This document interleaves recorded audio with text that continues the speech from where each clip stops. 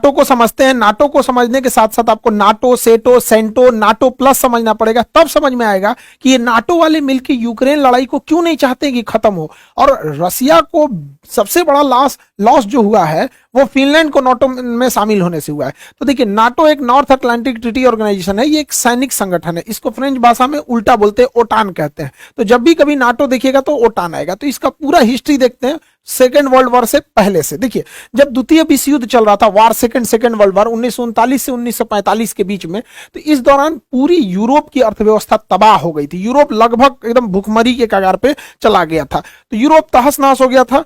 इसी बीच जर्मनी जो था, अब लगभग जर्मनी की हार तय थी, क्योंकि जर्मनी सेकेंड वर्ल्ड वॉर में बहुत कूद रहा था, लेकिन जर्मनी की हार लगभग तय समझ रही थी। और ये जो हिटलर है, हिटलर के मरने के 4 महीना पहले ही फरवरी 1945 में ये डिसाइड हो गया कि अब जर्मनी हार जाएगा। तो जर्मनी पर किसका अधिकार होगा, इसकी बैठक हो रही थी यूक्रेन के शहर याल्टा में। यही यूक्रेन जहां मार हो रहा है, इस का इतिहास है, मार धार से भरा हुआ है। तो यहां याल्टा में बैठक हुई। इसमें देखिए, विस्टन चर्चिल, रूजवेल्ट और स्टालिन आए थे लोग। Winston Churchill Britain, Roosevelt America से, स्टालिन जो आए थे रसिया से। तय ये हुआ कि जर्मनी जैसे ही हारेगा, जर्मनी के टुकड़े कर दिए जाएंगे।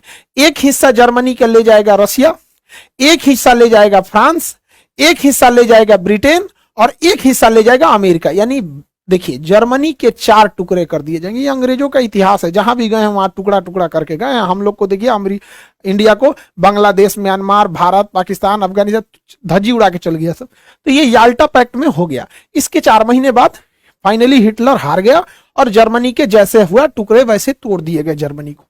इसी में, इस याल्टा समिट में यह भी बात कही गई थी कि रसिया जो था उसका कहना था कि जापान जब हारेगा तो मेरी कुछ जमीनें जापान के पास है। तो याल्टा समझौता में कहा गया ठीक है कि जो जापान का क्यूराइल द्वीप है, जापान जो है रसिया को हरा दिया था 1904 में, 1904-1905 की लड़ाई में ना जापान जो है रसिया को हरा दिया था। तो ये क्यूराइल द्वीप न हुआ क्या कि रसिया जब सेकेंड वर्ल्ड वॉर खत्म होगा, जापान पे परमाणु बम गिरा दिया गया, तो कहा, डिसाइड किया गया कि यहां पर यह क्यूराइल द्वीप रसिया ले लेगा। तो रसिया ले लिया। रसिया से याल्टा समझौता में कहा गया था कि आप इस साइड में यूरोप में कम्युनिस्ट को बढ़ावा नहीं देंगे। कम्युनिस्ट एक ऐसा शासन प्रणाली है जिसमें चुनाव नहीं होता है, बल्कि पार्टी डिसाइड कर देती है, जैसे चाइना में चुनाव नहीं होता है। तो ये बड़ा उटपटांग व्यवस्था है, यूरोप वाले इसमें एडजस्ट नहीं हो पाते हैं।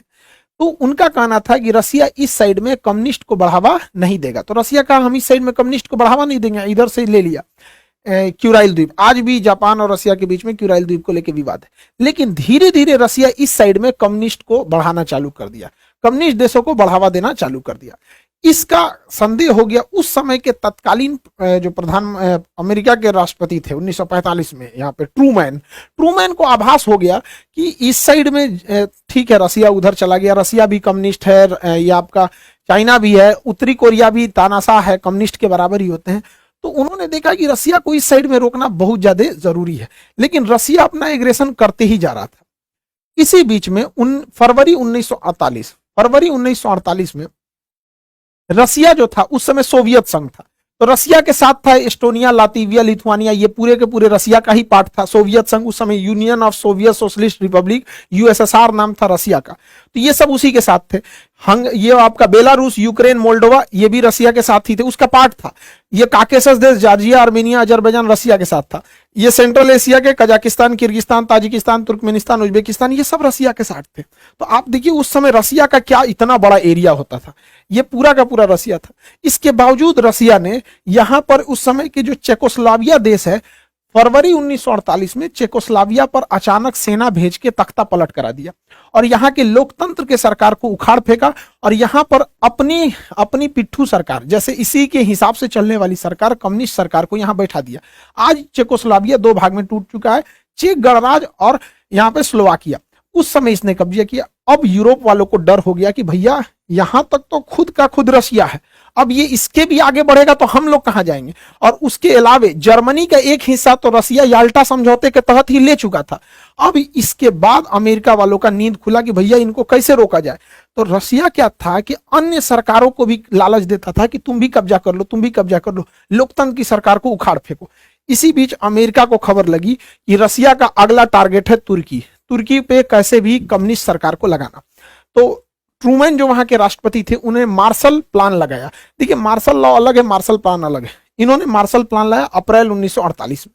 इसके तहत जो देशों पे रसिया अपना प्रभाव जमा रहा है कि तुम लोकतंत्र छोड़ के कम्युनिस्ट आ जाओ, वहां पर ये लोग क्या करते थे, मार्शल प्लान के तहत पैसे देते थे ताकि वो रसिया के फेवर में ना जाए। तो तुर्की और साइप्रस को कैसे भी ये पैसे उसे दे के अपने फेवर में लाए, वरना तुर्की भी हो चुका था कम्युनिस्ट देश। रसिया यूरोप की ओर बढ़ते जा रहा था। रीजन क्या है, रसिया का एक क्षेत्रफल खुद का रसिया इतना बड़ा था, इसके अलावे रसिया के साथ सेंट्रल एशिया यूएसएसआर का हिस्सा था, काकेसस यूएसएसआर का हिस्सा था, ये बाल्टिक देश यूएसएसआर के हिस्सा थे सब, ये उस समय बेलारूस, यूक्रेन, ये सब उस समय रूस का ही पार्ट हुआ करता था, इतना बड़ा।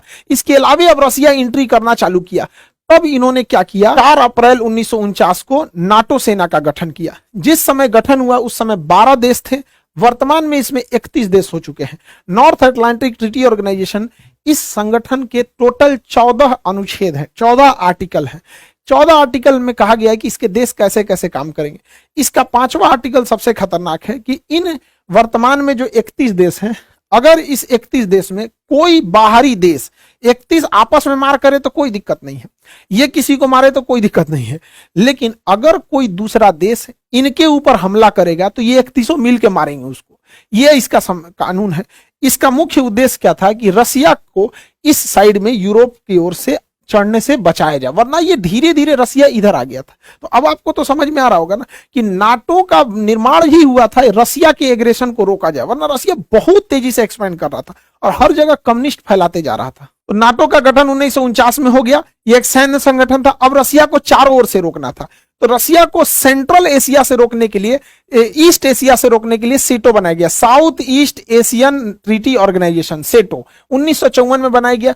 इसको हथियार, सेटो में मुख्य रूप से किसे शामिल किया गया, तो थाईलैंड को और इधर से फिलीपीन को, और नीचे में ऑस्ट्रेलिया और न्यूजीलैंड, ताकि इधर से ये लोग अमेरिका के फेवर में रहे। और इन्हें हथियार कौन दे रहा था, अमेरिका, ब्रिटेन, फ्रांस।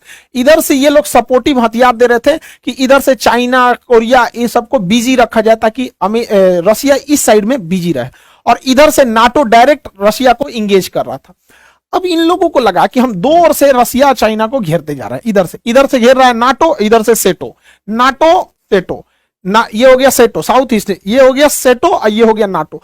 अब रसिया को थोड़ा अनबैलेंस लगने लगा कि सचुरा दोनों खोपड़िया नोच देगा सब। तब अमेरिका शांत बैठने वाला तो है नहीं, इसने इसी बीच में ला दिया एक ठो सेटो, सेंट्रल, सीईटी से सेंट्रल ट्रीटी ऑर्गेनाइजेशन, अगले साल 1955 में सेंट्रल ट्रीटी ऑर्गेनाइजेशन। इस ऑर्गेनाइजेशन को भी हथियार दे रहा था इधर से ब्रिटेन। इसमें कौन कौन से, इसमें थे तुर्की, इराक, ईरान और पाकिस्तान। सोचिए ये सेंट्रल थे सब। ये तो ये हो गया सेटो। अब ये रसिया पे दबाव बनाते थे सब, यहां पे रसिया को आगे बढ़ने से रोकते थे सब, सेटो। इधर से कौन चढ़ता था, सेंटो, इधर से सेटो, ये हो गया सेंटो, ये सेटो, ये सेंटो, इधर से नाटो। चारों ओर से रसिया को घेर लिया सब, नाटो, सेंटो, सेटो, चारों ओर से रसिया को घेर लिया सब। रसिया को लगा कि भैया हम तो पिसा जाएंगे। अब भारत को कहे तो भारत किधर जाए भैया। अब भारत हो गया फेरा में पड़ गया, क्योंकि रसिया को इधर से तो घेर लिया है नाटो, यहां से घेर लिया है सेटो, सेंटो, ये हो गया SEATO, South East Asian Treaty Organization. अब रसिया के लिए कंफर्टेबल में हो गया दिक्कत, रसिया ढूंढने लगा अपना कोई पार्टनर। इस बीच जो भी रसिया के फेवर में जाता था, अमेरिका उसके अंगा लगाता था। अब इस कंडीशन में इंडिया कंफ्यूज हो गया, इंडिया किधर से जाए, क्योंकि अगर नाटो ज्वाइन करता है इंडिया तो रसिया नाराज, सेंटो में भी रसिया नाराज, सेटो में भी रसिया नाराज। और रसिया हमारा बहुत जरूरी मित्र है वहां पे, क्योंकि पास में है यहाँ पे रसिया। कभी भी हम लोग के विकट परिस्थिति में रसिया ही काम आएगा यहाँ पे। तो हम लोगों ने क्या किया, उस समय जवाहरलाल नेहरू जो थे बड़ी समझदारी का काम किए। 1961 में इन्होंने कहा कि अमेरिका के फेवर वाली दुनिया को कहा जाता था पहली दुनिया, और रूस के फेवर वाले को कहा जाता था दूसरी दुनिया। तो जवाहरलाल नेहरू ने कहा कि अब हम लोग ना अमेरिका के फेवर में है ना रसिया के फेवर में, हम लोग तीसरी दुनिया के हैं। तो इसे तीसरी दुनिया या दक्षिणी दुनिया कहा जाता था। हालांकि इसका ऑफिशियल नाम था non aliasing movement, non aliasing movement, shortcut में नाम गुट निरपेक्ष। हम किसी भी गुट में नहीं रहेंगे। इसमें गुट निरपेक्ष में 4-5 लोग का नाम बहुत महत्वपूर्ण है। इसमें एक इंडोनेशिया का अहमद सुकार्नो थे, भारत से जवाहरलाल नेहरू, मिस्र के कर्नल नासिर और यूगोस्लाविया से जो थे मार्शल टीटो थे। ये लोगों का बहुत महत्वपूर्ण योगदान था कि हम किसी भी गुट में नहीं रहेंगे, और ये जरूरी भी था गुट में न रहना। रीजन क्या है, गुट में से बहुत लॉस हुआ था। सेंटो में ईरान था अमेरिका के साथ, सेंटो में इराक था अमेरिका के साथ। देखिए वही अमेरिका ने इराक को उड़ा दिया, तबाह कर दिया। वही अमेरिका ने ईरान के पीछे पड़ा हुआ है, जबकि एक समय था सेंटो की गठन अमेरिका ही नहीं किया था, इन लोगों को अपने साथ मिलकर कि रसिया को बर्बाद करना है यहाँ पे।